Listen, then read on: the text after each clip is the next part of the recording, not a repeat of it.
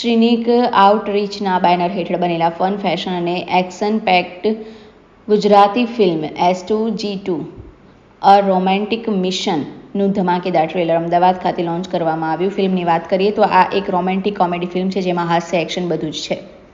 રાકેશ શાહ દ્વારા દિગ્દર્શિત આ film શ્રીનિક આઉટરીચના banner હેઠળ વિશાલ ભટ્ટ તથા મિરલ શાહ દ્વારા પ્રોડ્યુસ કરવામાં આવી છે. અન્ય પ્રોડ્યુસર્સમાં મૌલિક પટેલ તથા ધવલ પટેલનો સમાવેશ થાય છે. આ ફિલ્મમાં મુખ્ય ભૂમિકામાં મૌલિક ચૌહાણ, કથા પટેલ, શ્રેય મારડિયા, પ્રિયલ ભટ્ટ, અર્ચન ત્રિવેદી, કલ્પેશ પટેલ, સ્પંદન કુમાર અને ચંદ્રેશ કેરડિયા જેવા જાણીતા કલાકારોએ અદ્ભુત કામગીરી દર્શાવી છે. ફિલ્મનું લેખન કાર્ય મિરલ શાહ દ્વારા કરાયું છે.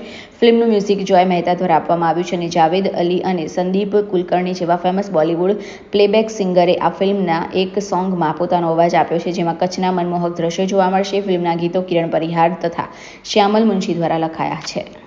નમસ્તે, મારું નામ કથા પટેલ છે.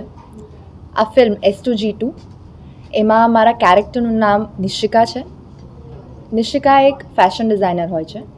She belongs to a very well to do family, પણ છતાં એને પોતાની એની આઈડેન્ટિટી બનાવી છે. એના લાઈફમાં ખૂબ જ આગળ વધવું છે અને એ જ પ્રયાસ આખા ફિલ્મમાં ચાલશે. અને એના સાથે સાથે ઓફકોર્સ એક રોમેન્ટિક ટ્રેક છે આ મૂવીમાં, જે વિવેક જોડે છે, આપણે જે કેરેક્ટર મૌલિક ચૌહાણે કર્યું છે. અને એક સરસ મજાની વાત કહું આ ફિલ્મ શૂટ કરવામાં તો મજા આવી જ છે, પણ અમારું જે રોમેન્ટિક સોંગ છે લાગી ધૂન, એ જાવેદ અલીએ ગાયું છે અને એટલું સુંદર સોંગ છે જેને શૂટ કરવામાં પણ મજા આવી છે અને તમને સાંભળવામાં પણ બહુ જ મજા આવે. હું મૌલિક ચૌહાણ અને આજે S2G2 ફિલ્મનું અમે ટ્રેલર લોન્ચ કર્યું છે. S2G2 ફિલ્મ એક પ્રયત્ન છે કે આપણે મેક્સિમમ ઓડિયન્સને કંઈક નવું આપીએ એનો.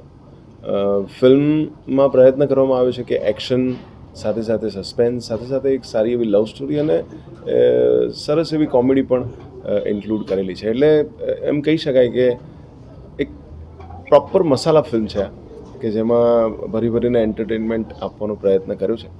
આઈ હોપ કે ફિલ્મ રિલીઝ થાય અને ઓડિયન્સને આ ફિલ્મ ગમે. જી, આ ફિલ્મમાં મારું કેરેક્ટર છે વિવેક, જેનું નામ છે. વિવેક એક ફોટોગ્રાફર છે અને એની લાઈફમાં કંઈક એવું થાય છે કે જેનાથી એ એક એવા વંટોળમાં ફસાય છે અને એમાંથી કેવી રીતે બહાર નીકળે છે